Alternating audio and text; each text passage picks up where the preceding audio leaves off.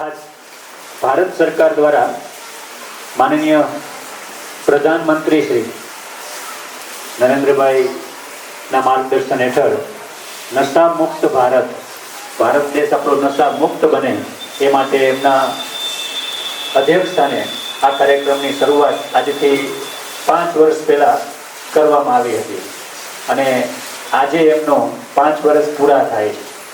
તો ભારતના તમામ રાજ્યમાં આજે આ કાર્યક્રમની ઉજવણી થાય છે અને એના તમામ આપણો ભારત દેશ તમામ યુવાનો બાળકો નાગરિકો ને તમામ વ્યસન મુક્ત બને એ અંગે એનો માર્ગદર્શનનો કાર્યક્રમ આજે રાખવામાં આવેલ હતો। આજે આપણી વચ્ચે સુરક્ષા ખાતું અને જિલ્લા બાળ સુરક્ષા એકમ એમાંથી અધિકારીશ્રીઓ ઉપસ્થિત છે। પ્રકાશભાઈ ખેરાડા એમને આપણી શાળાની પરંપરા મુજબ એક પુસ્તક અને સરસ્વતી માતાનું પ્રતીક પેન દ્વારા સ્વાગત અને સન્માન કરીએ। એવા જ આપણી વચ્ચે ઉપસ્થિત છે હિનાબેન વાઘેલા ઓફિસર, એમને પણ પુસ્તક અને પેન દ્વારા સ્વાગત કરીએ। ઓફિસ સ્ટાફમાંથી આવેલા છે ભાવિકભાઈ, તો શાળાની પરંપરા મુજબ પુસ્તક અને પેન આપી એમનું સ્વાગત કરીએ।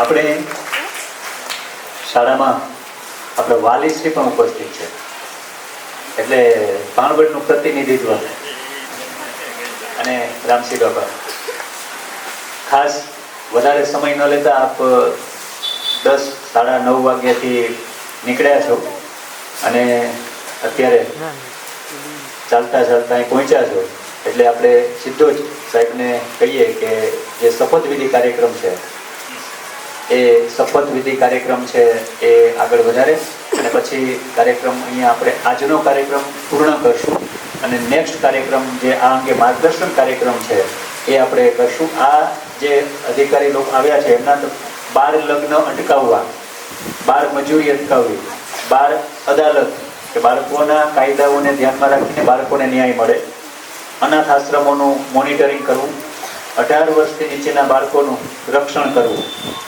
એ ખાતામાંથી આપણી વચ્ચે અધિકારીઓ છે। તો ફરીથી એમનું 3 તાળીથી સ્વાગત કરીને આપણે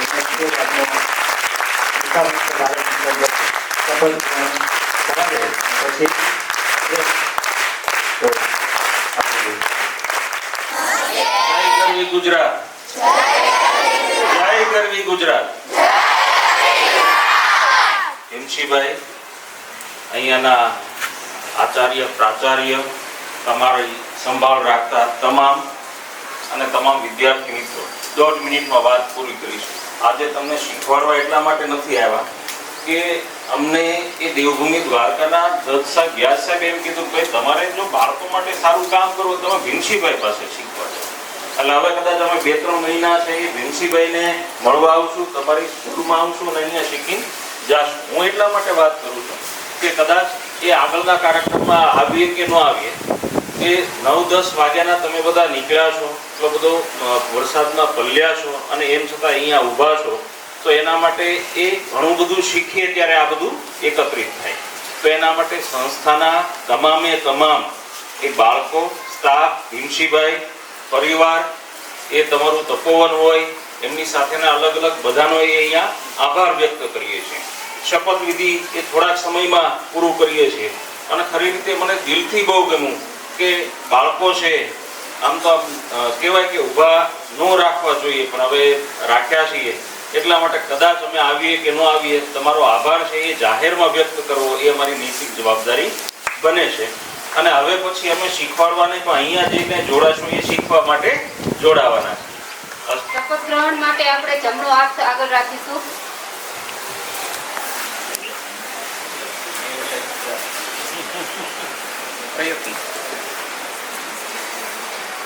युवा किसी भी राष्ट्र की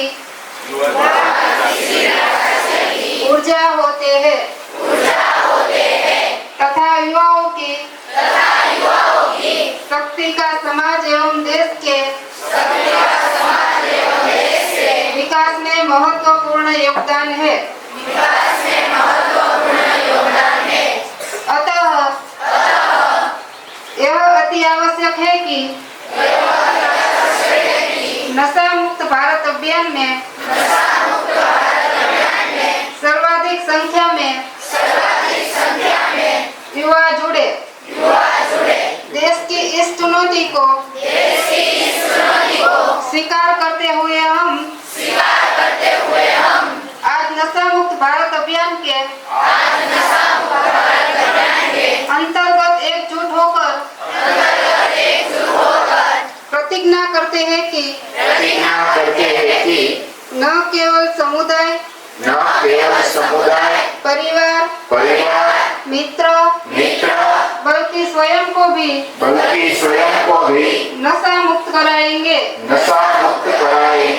क्योंकि बदलाव की शुरुआत अपने आप से होनी चाहिए।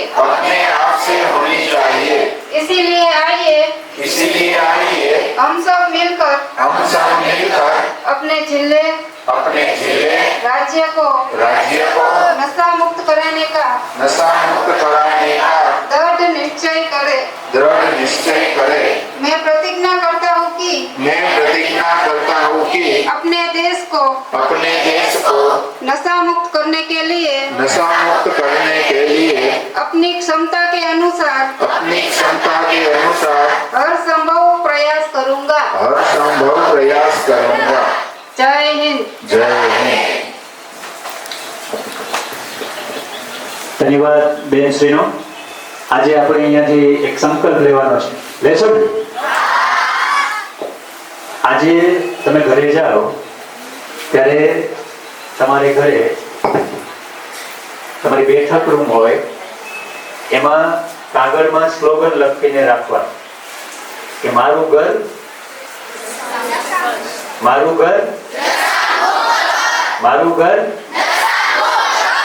હા. અને હોસ્ટેલ વાળા વિદ્યાર્થીઓ હમણાં ઘરે જવાના છે એ ત્યારે લગાડીને આવશે ને? હા. આ આપણે આજે સંકલ્પ લેવાનો છે. હમણાં 2 દિવસ પહેલા જ 2 નાના બાળકો મારી પાસે આવ્યા હતા. કોણ હતા? છે અહીંયા કોઈ? ઓફિસમાં આવ્યા હતા. હા, આ બાજુ ઉભો છે ભાઈ. અને એ વાત કરતો હતો કે સર અમે વેકેશનમાં જવાના છીએ ને આ વખતે અમારા પરિવારને આખાને વ્યસન મુક્ત કરીને આવવું. મેં કીધું કેમ? તો કે અમારા નજીકના જે કાકી ઓફ થઈ ગયા. કેમાં? તો કે વ્યસનમાં. એક કાકા ઓફ થઈ ગયા એ વ્યસનમાં. એટલે 2 દિવસ પહેલા જે વાત કરતા હતા એનો વિડીયો પણ છે, તમે યુટ્યુબમાં જોઈ શકશો. એ વાત કરે છે ને એમને. તો તમે પણ બધા આમાંથી જાગૃત થાઓ, આપણા પરિવારને વ્યસન મુક્ત કરો અને આપણું ભાવિ પેઢીને આપણે બચાવવા માટે આપણા દ્વારા જ આનો પ્રયત્ન આપણે કરવો જોઈએ.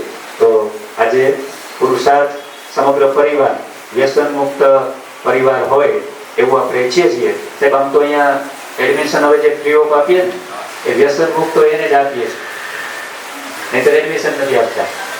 એટલે અને એની શરૂઆત પેલું વ્યસન હમણાં આપણે ભદ્રેશભાઈ પાસે સંકલ્પના સાક્ષી બનાવવાના છે. તમારા બધાને સાક્ષી ભદ્રેશભાઈ એમ કહે છે કે હું વ્યસન મુક્ત બનું છું. બરોબર ને? હા, ચાલો ભદ્રેશ.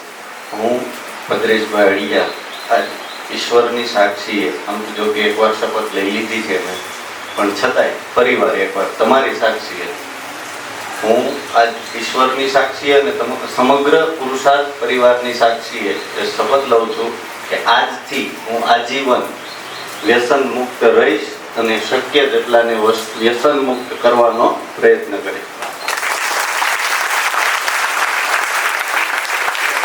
અચ્છા, કેટલા બાળકો સંકલ્પ લે છે કે આ વખતે 7મ 8મમાં સરસ તહેવારો છે અને ફેમિલીને મોકો મળ્યો છે કે જે જન્માષ્ટમીના દિવસે કૃષ્ણનો જન્મ થાય આપણે વ્યસન મુક્ત ઘર બનાવવું? કેટલા લેશે સંકલ્પ? Very good. આપણો પ્રયત્ન સંકલ્પ બધો હોવો જોઈએ. પરિણામ કુદરત આપે છે, હા ને? એટલે બધા જ તમે પણ પ્રયત્ન કરજો. સૂત્ર ઘરે લખાવજો, મારું ઘર વ્યસન મુક્ત ઘર. અહીંયા ફરીથી તમામ અધિકારીગણ, આપણા વાલી શ્રી રણવલભાઈ અને સમગ્ર પરિવાર પુરુષાર્થ પરિવારનો આભાર, ધન્યવાદ.